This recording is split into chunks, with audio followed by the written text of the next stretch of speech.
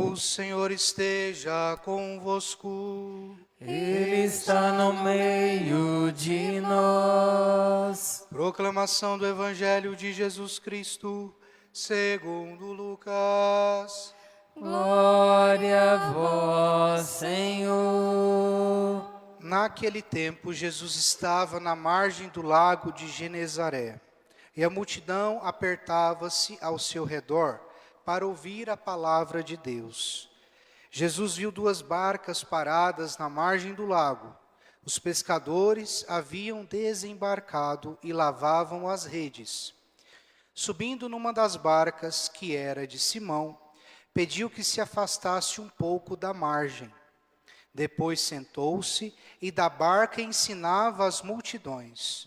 Quando acabou de falar, disse a Simão: avança para águas mais profundas e lançai vossas redes para a pesca.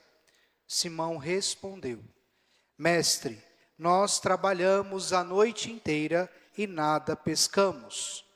Mas em atenção à tua palavra, vou lançar as redes.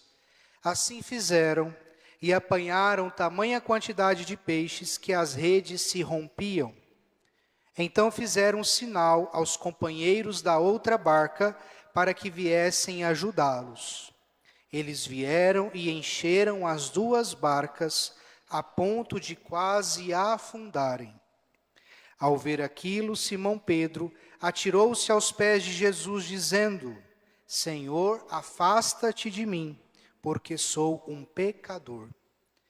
É que o espanto se apoderara de Simão e de todos os seus companheiros, por causa da pesca que acabavam de fazer.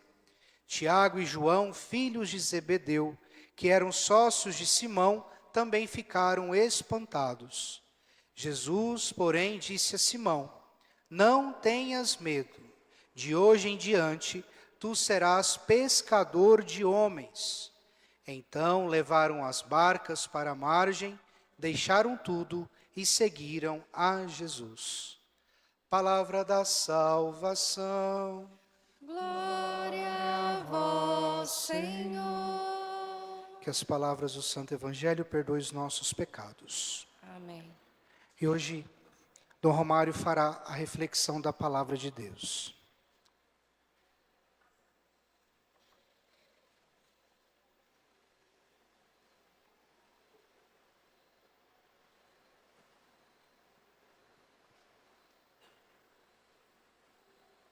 Boa noite, meus irmãos e minhas irmãs.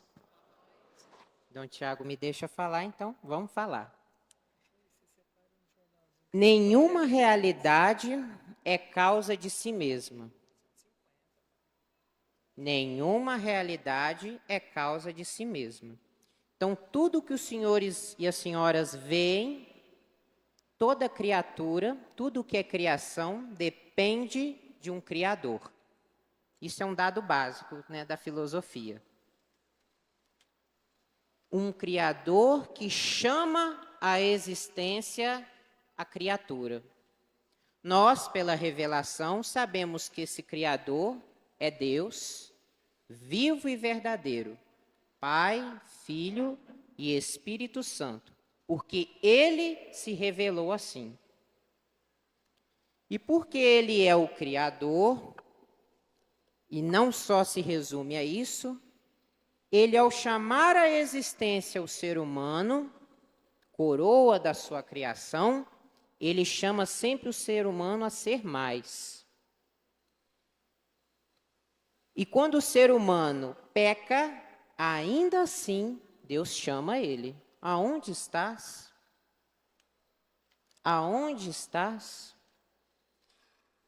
E assim vai ser ao longo de toda a história da salvação. Deus chamando. Chamou Abraão para além da sua idade avançada.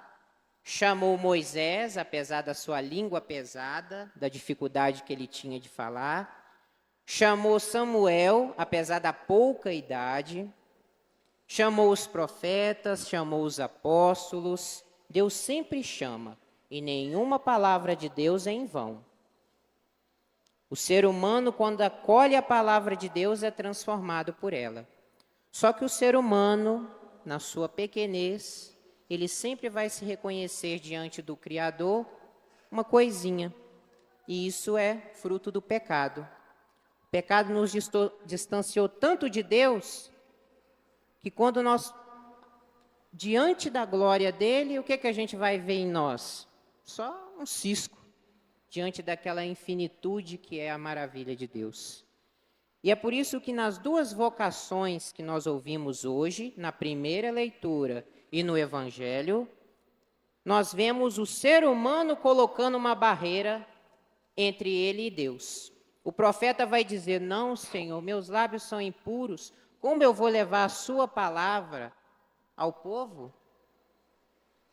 São Pedro vai dizer assim: Senhor, afasta de mim, que eu sou pecador. O ser humano insiste em lembrar a Deus que ele está separado de Deus.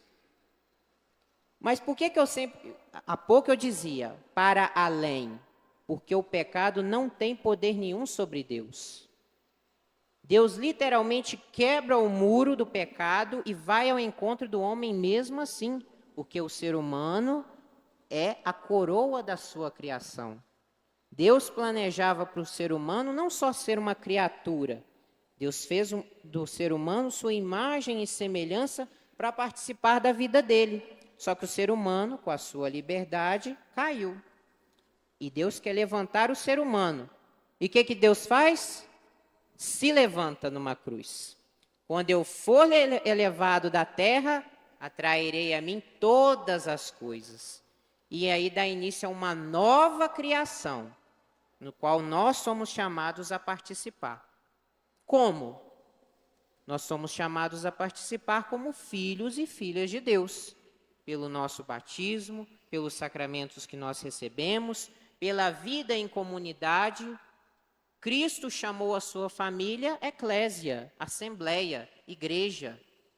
Ele não chamou cada um assim numa missão muito específica, você vai ser isso, você vai ser aquilo, você vai ser aquilo.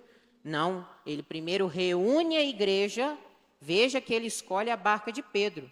Não tinha só Pedro na barca, tinha os outros discípulos também. E daqueles discípulos, aí sim, formada o germe da igreja, ele vai escolher Pedro para ser pescador de homens. E o que um representa, todos os outros seguem. Por quê? Porque Jesus se fez filho de Deus para que todos nós aqui fôssemos feitos filhos de Deus. E aí, Pedro é chamado a ser pescador de homens. Nem todo mundo é chamado a ser padre, nem todo mundo é chamado a ser freira. Mas todos somos chamados a ser discípulos de Jesus. E quais são as nossas redes para quem não é padre, para quem não é freira? O nosso exemplo, a nossa virtude, o nosso modo de viver autenticamente o evangelho que nos foi revelado e que, aderindo com o nosso coração, a gente responde: eis-me aqui, Senhor, envia a mim.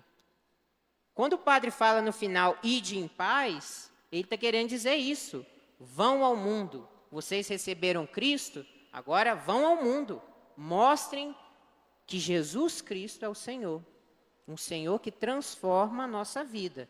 Porque toda a palavra de Deus tem esse poder transformador de chamar a existência, de aperfeiçoá-la e de levar à plenitude todas as coisas, inclusive a minha própria vida. Minha vida parece sem sentido, eu só vou encontrar sentido na palavra de Deus, porque foi essa palavra de Deus que fez a minha vida.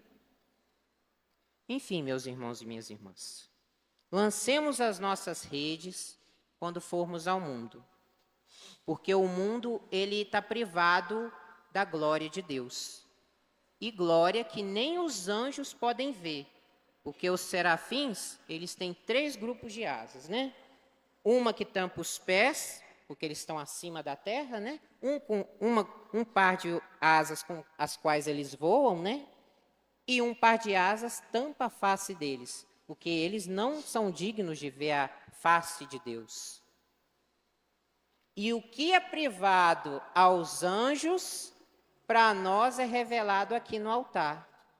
Deus se mostra face a face conosco. de forma tão humilde, numa hóstia. Porque aquela hóstia, pela palavra de Deus, pela palavra de Jesus, ela vai ser transformada no corpo, sangue, alma e divindade de Jesus. E de repente Deus está diante de nós. E aí nos leva também a perguntar, como eu estou me portando diante de Deus? O que me motiva a vir à igreja? É ver esse Deus face a face, esse Deus que ainda eu não posso vê-lo na plenitude porque eu estou na terra, e um dia eu vou vê-lo na glória? Ou será que eu venho procurando um ídolo que atenda aos meus desejos, o meu egoísmo, que alimente que construa aquele muro do pecado só ainda maior diante de mim, diante de mim e Deus, entre mim e Deus? Quando a gente vem à igreja, é para encontrar esse Deus e ir ao mundo anunciar que Ele é Senhor. E não chegar aqui e fazer desse Deus um ídolo, como se a gente fosse senhor dele. Amém? Todos somos discípulos de Jesus, e não Jesus o nosso discípulo. Tem que sair fazendo aquilo que a gente quer. Antes de tudo, a gente tem que ser como Maria. Faça-se em mim segundo a tua palavra. E não faça-se em ti a minha palavra. Faça-se em mim segundo a tua palavra. E é uma palavra que eu falei, que transforma. Transforma. Então vamos nos deixar transformar por essa palavra. E transformar em filhos e filhas de Deus, discípulos e discípulas de Jesus. Louvado seja o nome de nosso Senhor Jesus Cristo. Para sempre seja louvado.